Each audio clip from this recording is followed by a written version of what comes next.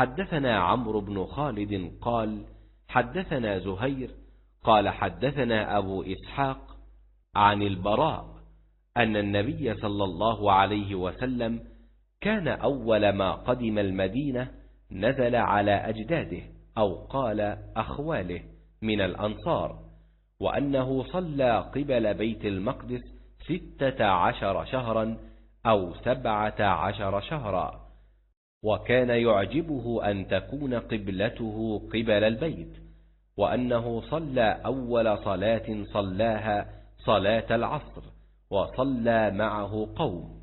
فخرج رجل ممن صلى معه فمر على أهل مسجد وهم راكعون فقال: أشهد بالله لقد صليت مع رسول الله صلى الله عليه وسلم قبل مكة، فداروا كما هم قبل البيت.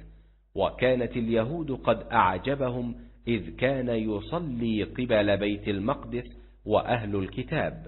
فلما ولى وجهه قبل البيت أنكروا ذلك. قال زهير: حدثنا أبو إسحاق عن البراء في حديثه هذا أنه مات على القبلة قبل أن تحول رجال وقتلوا، فلم ندر ما نقول فيهم، فأنزل الله تعالى: وما كان الله ليضيع إيمانكم.